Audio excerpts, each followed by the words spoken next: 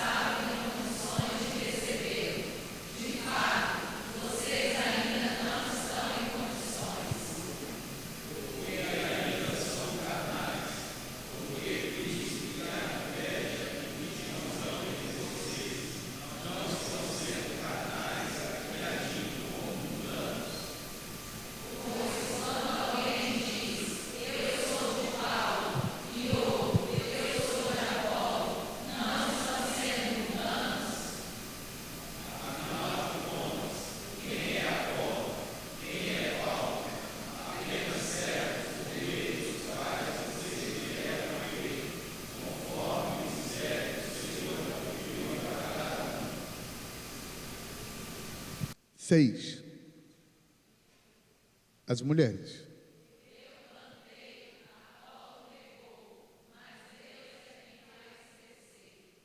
Amém. Por que eu trouxe esse texto para você hoje? Porque a gente só sai de onde está para um nível acima de onde está quando a gente admite que está onde está. E a gente só dá conta de admitir com leveza, com tranquilidade onde está, quando a gente de fato sabe quem é.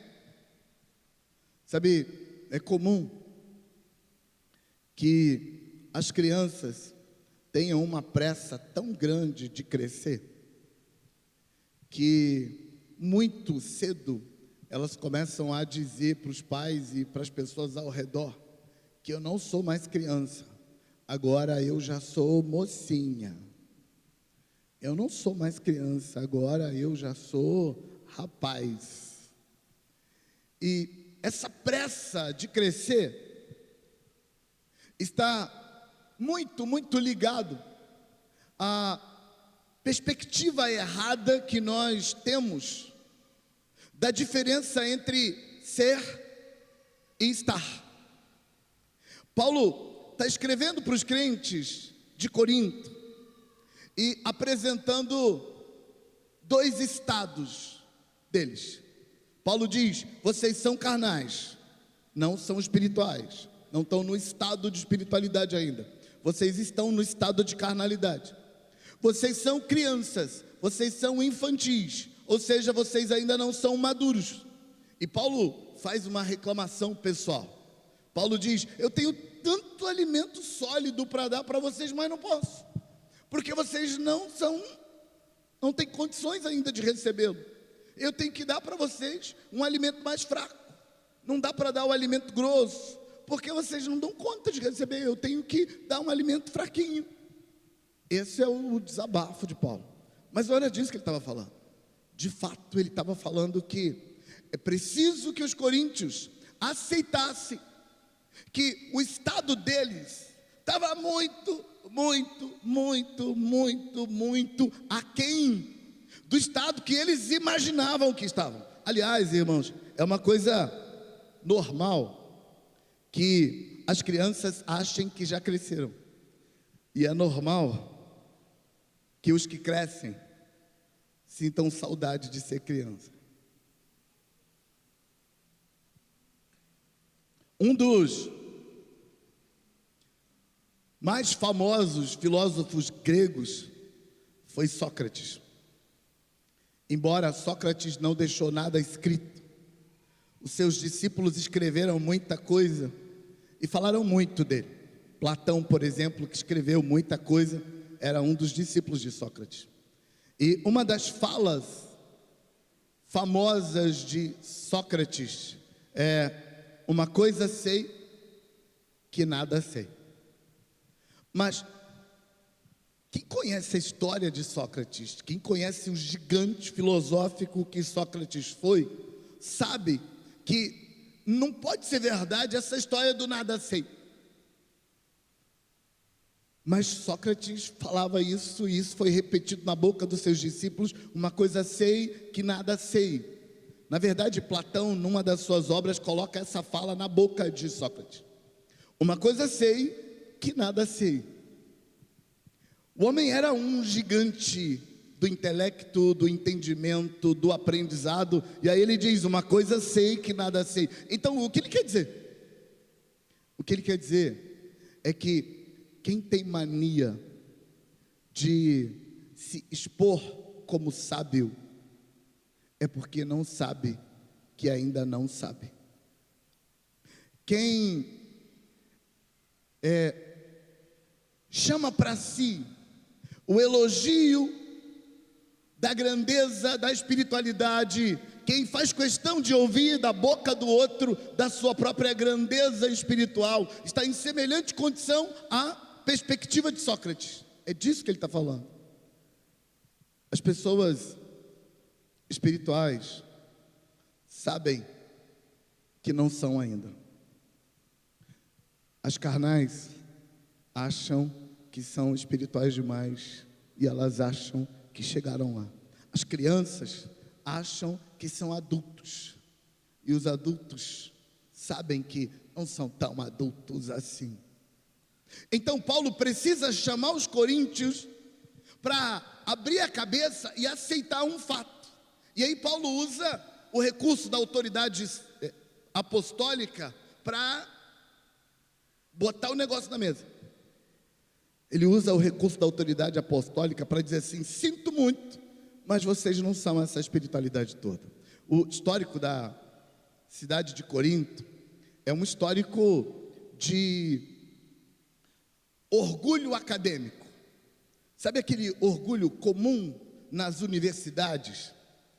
Aquele orgulho de arrotar conhecimento, demonstrar grandeza acadêmica.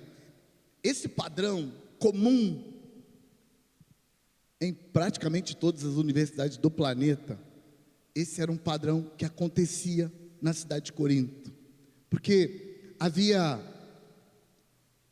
um crescimento muito grande na cultura helenista, na cultura dos gregos ali, e aí o conhecimento dos filósofos estava crescendo ali dentro. E o povo pega isso e leva para dentro da igreja. Os crentes foram para a igreja achando que eles não são qualquer um, eu sei das coisas. E quando os apóstolos pregam a palavra, eles aceitam a Jesus, eles trazem para dentro da igreja esse arrotar soberba, arrotar conhecimento, arrotar orgulho, arrotar grandeza.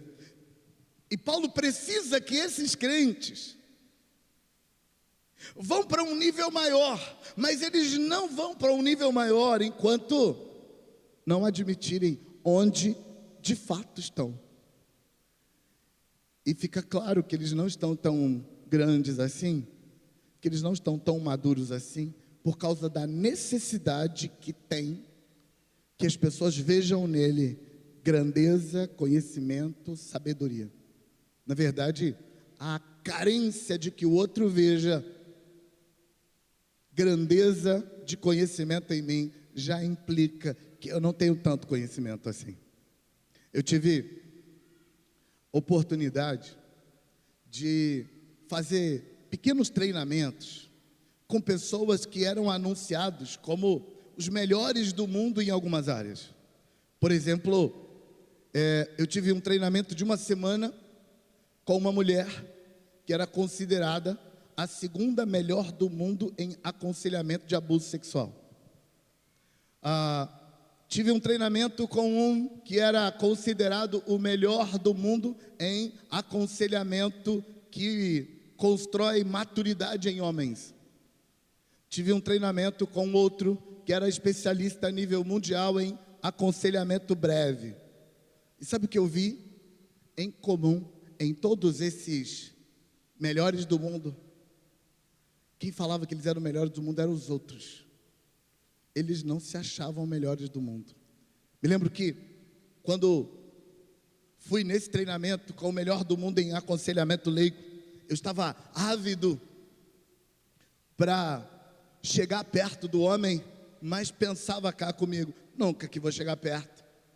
Tinha centenas de pessoas naquele treinamento e era no Sesc Grandaço e eu pensava, nunca vou chegar.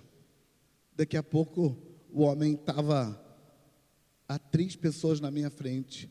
Eu cheguei mais perto para dar uma olhada, para ver se tinha algum brilho especial, alguma coisa assim. E observá-lo já serviu, já estava bom. Mas o legal mesmo foi quando ele abriu a boca para falar. A minha perspectiva virou completamente. O homem que era o melhor ou um dos melhores do mundo na área dele, falava com muita humildade, falava acatando a opinião dos outros, falava pedindo licença para apresentar teses que talvez vá que não esteja tão certo assim. Sabe qual é a principal marca de quem sabe? É que quem sabe, sabe que não sabe. E sabe qual é a principal marca de quem não sabe? Quem não sabe acha que sabe, e ele não sabe que não sabe, e pede para todo mundo não contar para ele não ficar muito chateado. Paulo está escrevendo para os coríntios e dizendo para eles assim: você quer ir para o próximo nível? Aceita que você não está lá. E aí, Paulo coloca essa questão vocês não são espirituais, vocês são carnais. Vocês não são adultos espiritualmente, vocês são infantis espiritualmente. E antes de prosseguir a fala de Paulo, me deixe voltar com você e me deixe te contar como é que Paulo começa a epístola. Deixa eu ler para você, 1 Coríntios capítulo 1, versículos 1, 2 e 3. Olha como ele começa a epístola. Lembra que lá no capítulo 3 ele fala para eles: vocês não são adultos, vocês são crianças, vocês não são espirituais, vocês ainda são carnais. Mas olha como ele começa a epístola. Paulo, chamado para ser apóstolo de Cristo Jesus pela vontade de Deus, e o irmão Sóstenes, para a igreja de Deus que está em Corinto. Diga, era a igreja de Deus. Diga assim, era carnal, era infantil, mas era a igreja de Deus. Igreja de Deus que está em Corinto, olha mais, aos santificados em Cristo Jesus. Diga assim, eram santificados em Cristo Jesus. Eram infantis, eram carnais, mas eram santificados em Cristo Jesus. Versículo 2 ainda, chamados para serem santos, juntamente com todos os que em toda parte invocam o nome de nosso Senhor Jesus Cristo, Senhor deles e nosso. Eles fazem parte de um grupo que está espalhado pelo planeta todo. E esse grupo é chamado de os santos. Na perspectiva grega, Paulo não está chamando eles para serem, está avisando ele que eles são. Paulo, escrevendo aos Efésios, no capítulo 4, versículo 12, Paulo disse que Deus enviou apóstolos, profetas, evangelistas, pastores e mestres para aperfeiçoar os santos. porque os santos são santos, mas não são perfeitos. Ele está chamando a igreja de Corinto de parte integrante de todo o povo santo de Deus por todo o mundo. Onde esse povo está, eles são o povo santo de Deus. Ou seja, eles pertencem a Deus e Deus não aceita que outra divindade os reivindique, porque eles são de Deus. Toca em alguém perto de você e diga para ele assim: você é de Deus. Olha a fala de Paulo para os crentes: a vocês graça e paz da parte de Deus, nosso Pai, todos filhos de Deus, nosso Pai, e do Senhor Jesus Cristo, todos servos de Cristo. Então, recapitulando, eles são igreja, eles são santificados, eles são santos junto com todo o povo de Deus ao redor do mundo, eles são dignos da graça e da paz de Deus, eles são filhos do nosso Pai Celestial e eles são servos do Senhor Jesus Cristo. E agora a gente já pode voltar para o capítulo 3 de novo. Quem eles são? Eles são aquilo que se tornaram na hora em que nasceram de novo. Como eles estão? Estão na condição ainda de carnais e infantis. Sabe o que complica? A necessidade que a humanidade tem de controlar as massas. E não sou contra isso, acho que as massas precisam mesmo de controle.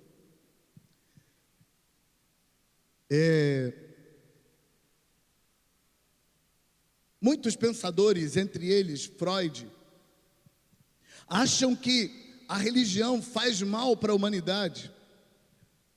Freud fala disso no livro O Mal-Estar da Civilização, principalmente, para entender que a religião atrapalha a humanidade porque não solta a humanidade. Mas o próprio Freud, nos estudos dele, chega à conclusão que a humanidade solta não dá muito certo, porque tem algumas coisas descobertas como tendência da carne humana que precisa de rédea. Então, normalmente, o governo político e o governo religioso fazem basicamente um papel parecido, que é colocar rédeas na humanidade para que a civilização não se autodestrua. Embora, em muitos momentos da história, a civilização chegou muito perto de se autodestruir.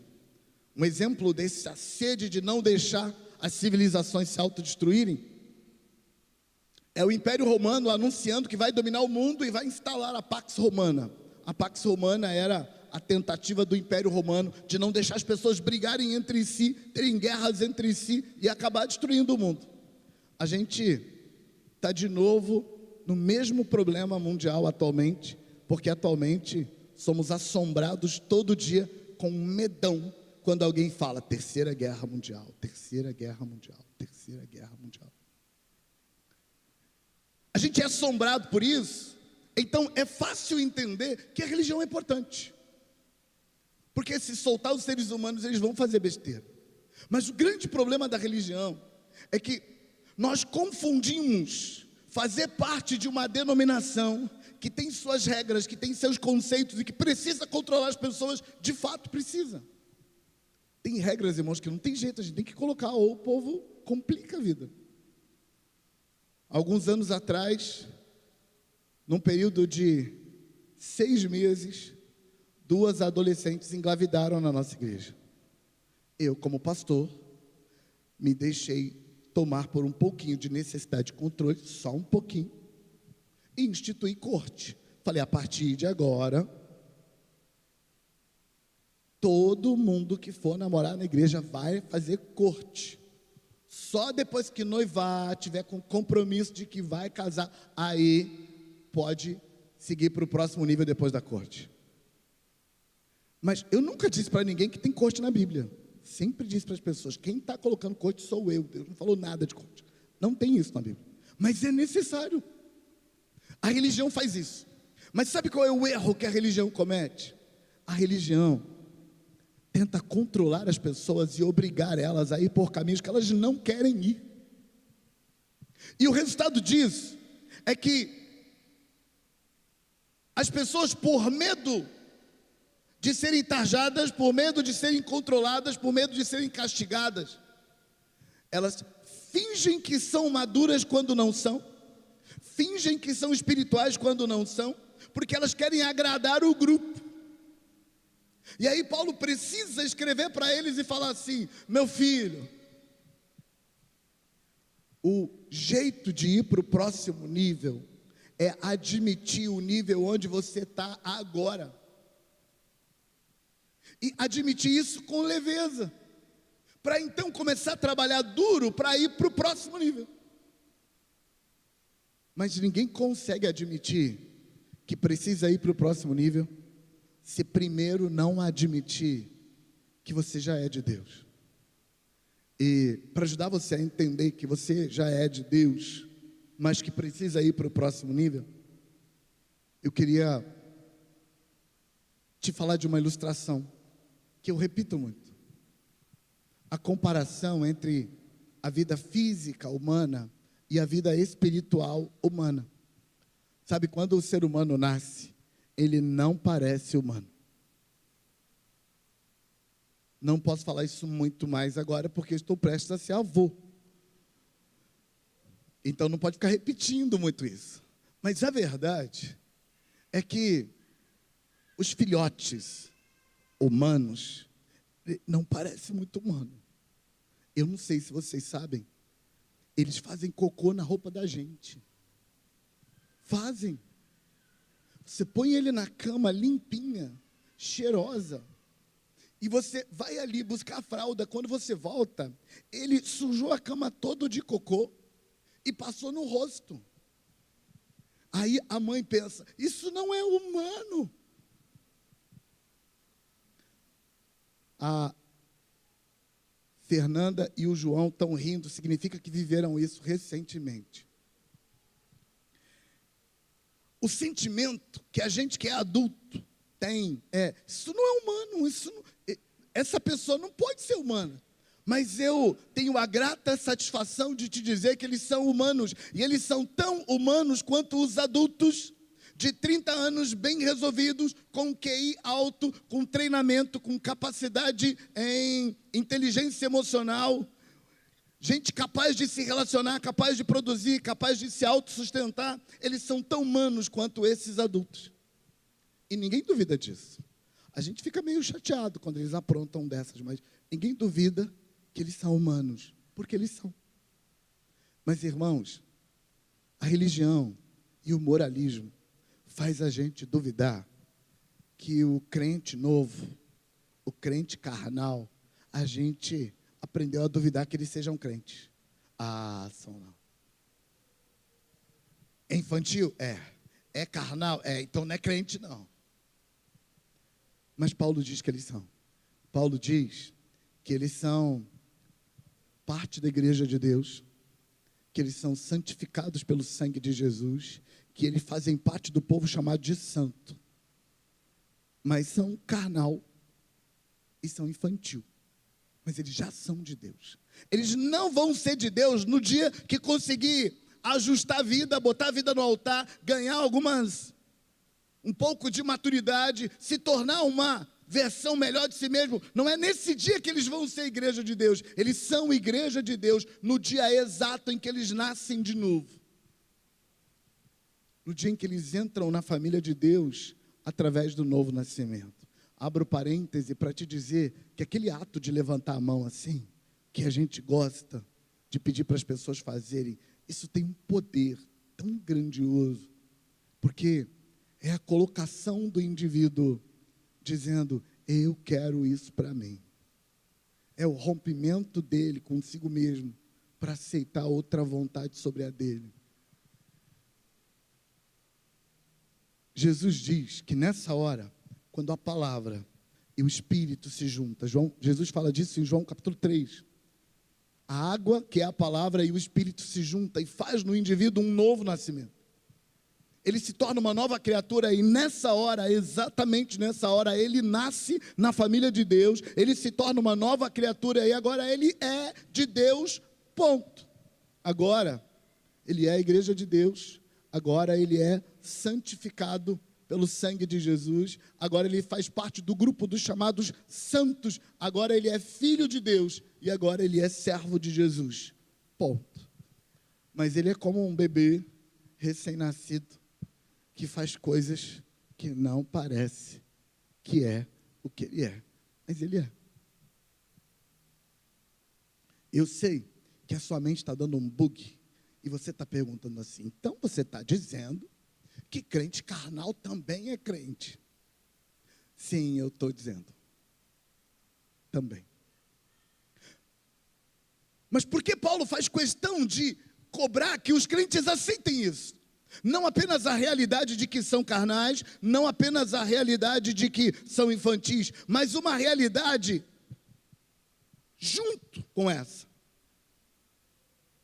Uma realidade que caminha paralelo. Você precisa abrir a cabeça e entender, eu não estou vivendo o melhor de Deus para a minha vida. Eu estou vivendo na infantilidade, eu estou vivendo na carnalidade, isso aqui não é o melhor de Deus para mim, mas eu sou de Deus e ponto. Essas duas realidades precisam ser admitidas, porque no geral, nós fomos treinados para, se aceitar uma, não aceita outra, se aceita outra, não aceita uma. Sabe, eu lembro que quando me converti, eu vivi essa dor, esse conflito, essa crise, porque eu aceitei a Jesus, e eu aceitei debaixo de uma promessa minha para mim mesmo. Eu tinha uns primos que conviviam comigo, que eles já eram crentes bem antes de mim.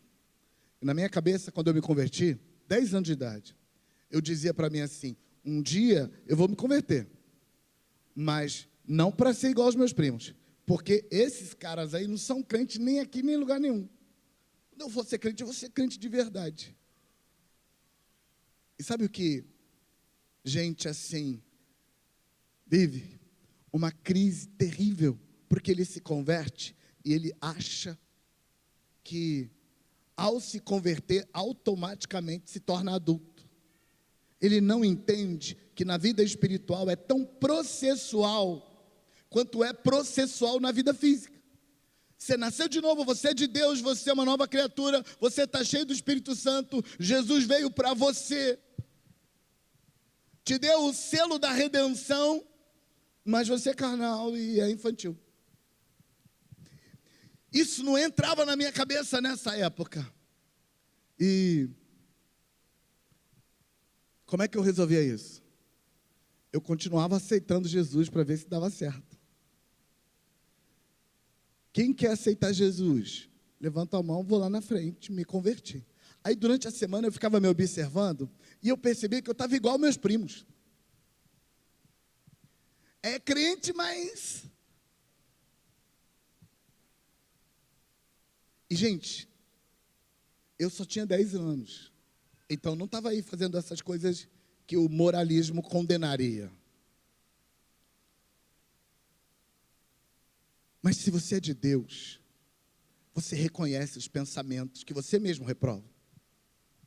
Você reconhece os sentimentos que você mesmo reprova. Não, ninguém está te acusando, não é você mesmo. Porque você reconhece sentimentos, pensamentos, desejos que você mesmo reprova. E você faz aquela luta, eu não vou. Fui. E eu me sentia tão horrível, que no próximo domingo, no apelo, eu falava assim, eu acho que o de domingo passado não valeu. Porque se tivesse valido, tinha mudado tudo. Então eu ia lá na frente e aceitava Jesus de novo.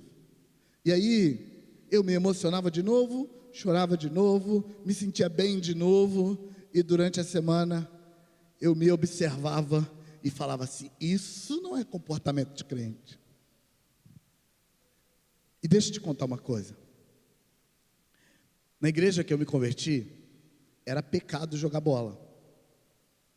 Era pecado usar bermuda. Pecado. Eu não jogava bola e eu não usava bermuda, um garotinho de 10 anos.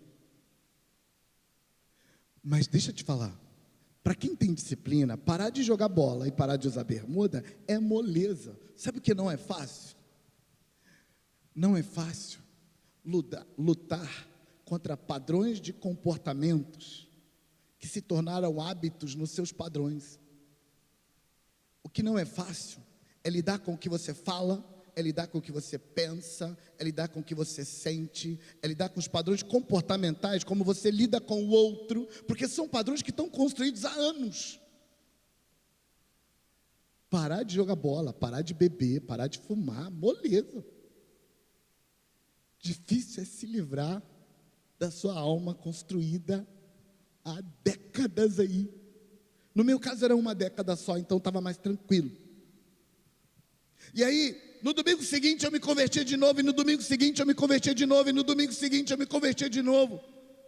Chegou uma hora que eu comecei a ficar com vergonha, porque eu não sei se você sabe, os crentes também ficam prestando atenção nisso. Fulano todo domingo se converte, todo domingo se converte, todo domingo se converte. Ou eles chamam a gente de muito santo, ou chamam a gente de muito pecador.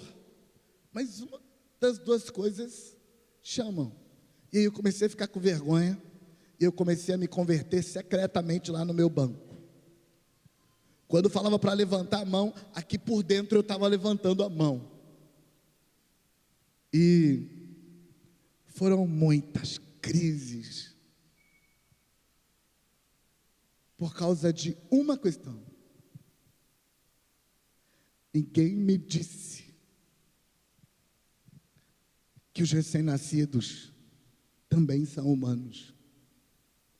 Ninguém me contou que os crentes carnais, os crentes infantis, também são de Deus. Eles estão lá na luta, na guerra.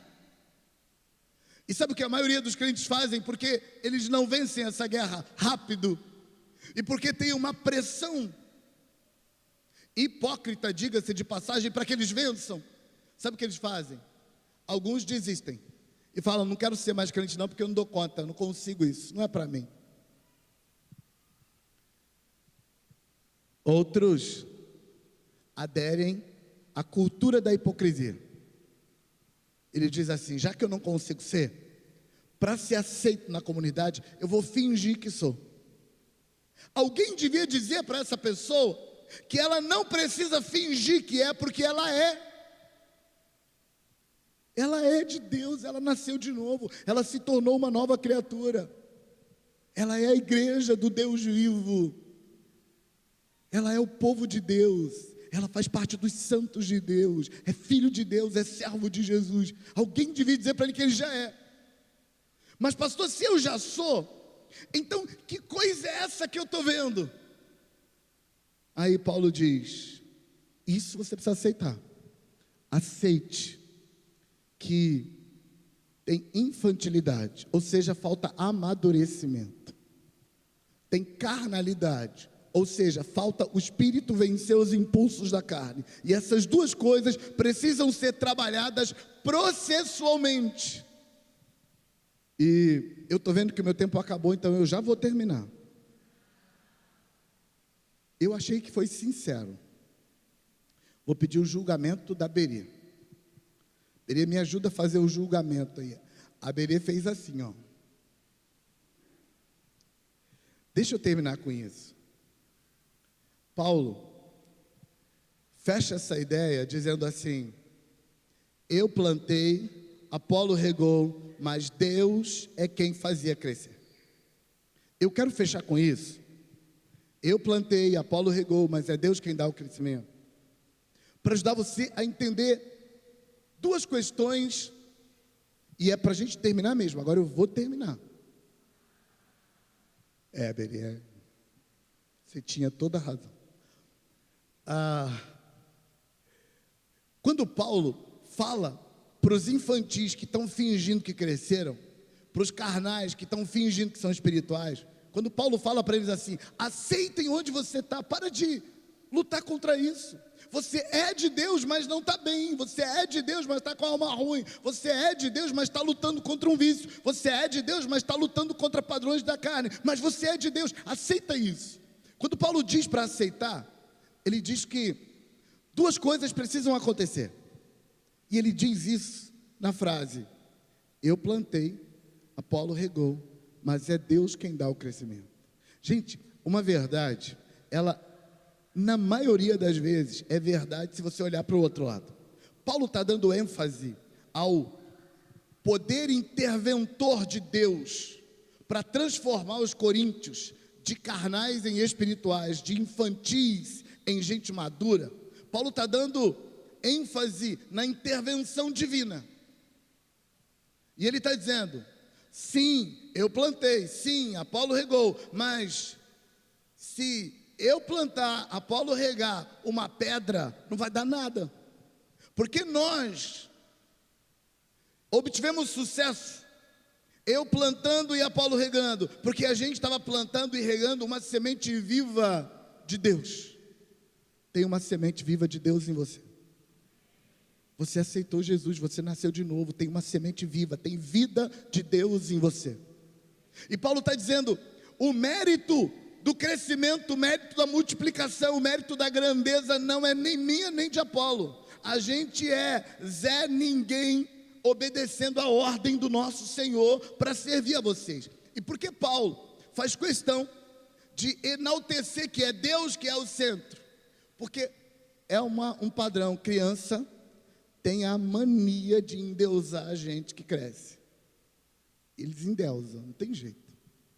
E endeusa, gente, não é para o bem da pessoa que ele endeusou, não.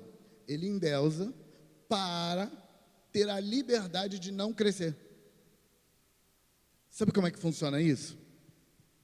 Se você chama a pessoa que cresceu de Superman, que veio de Krypton e tem uma reação ao sol amarelo, e por isso ele é tão grande, tão forte, tão poderoso, o que você diz de você mesmo? Posso continuar assim porque eu estou condenado a ficar assim. Então, é necessário, para eu não ter que me esforçar, para eu não ter que trabalhar, para eu não ter que crescer, que eu chame quem cresceu de super-herói.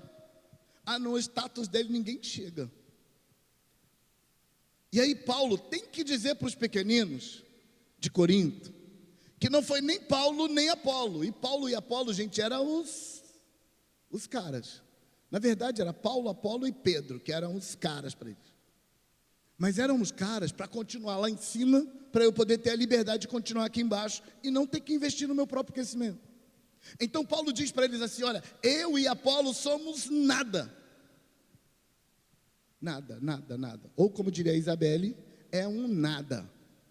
A Isabelle é filhotinha do Careca. Quando ela era pequenininha, ela amava falar essa frase: é um nada. Não é nada.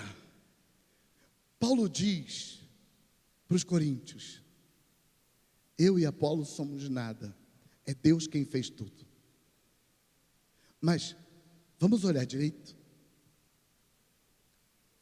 Eu plantei, Apolo regou, mas é Deus quem dá o crescimento. Como o mais está depois de eu plantei e Apolo regou, todo o valor está dando a Deus, deu o crescimento. Se a gente mudasse a frase, e se a gente colocasse a frase assim: Deus deu o crescimento, mas eu plantei e Apolo regou.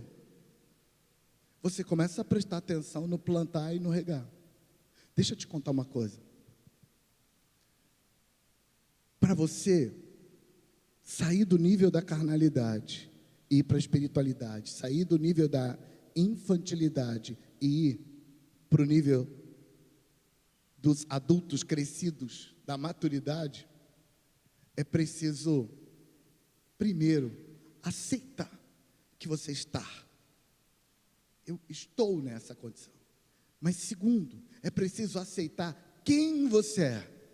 Mas em terceiro, é preciso aceitar que o poder para ir para o próximo nível não vem de você, vem de Deus. Mas tem o quarto. Você precisa investir alto em plantar e regar. Tem que ter quem planta e quem rega. Irmãos, não tem crescimento espiritual se não tiver um anseio por isso. E como crescer dói, crescer dá trabalho, crescer implica em investimento. E aqui não estou falando apenas de crescer espiritualmente, embora o assunto é esse. Eu estou falando de crescer em qualquer área na vida. Quer crescer? Arregaça as mangas e cai para dentro. Alguém tem que plantar e alguém tem que regar. Se você conhece alguém que trabalha com agricultura, pergunta para ele como é que é. O meu pai trabalhou com agricultura a vida toda. Aí no final da vida, não foi bem no final, foi da metade para o final, ele achou um emprego que não trabalhava com agricultura. Toda vez que fala de trabalhar na agricultura com meu pai, ele fala assim: eu quero uma terra, mas só para curtir, para trabalhar não. Por quê? Porque plantar e regar dá trabalho, soa. Deixa eu te contar, você é de Deus já. Eu vou te dar uma segunda chance. Você é de Deus já.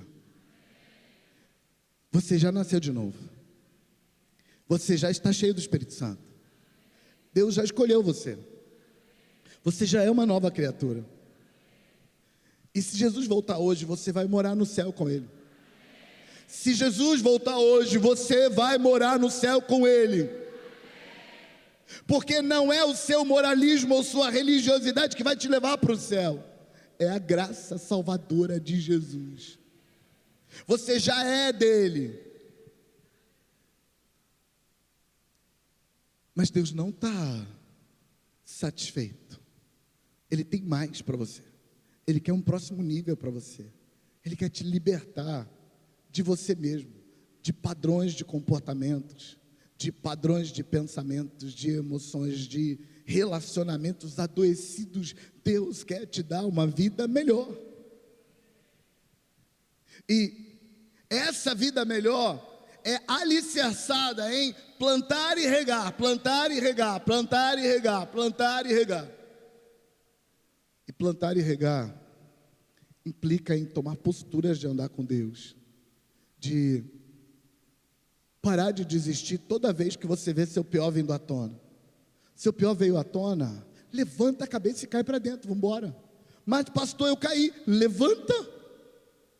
Olha para o seu irmão e fala para ele assim: caiu, levanta. Pastor, mas eu duvidei essa semana, creia de novo. Vamos embora.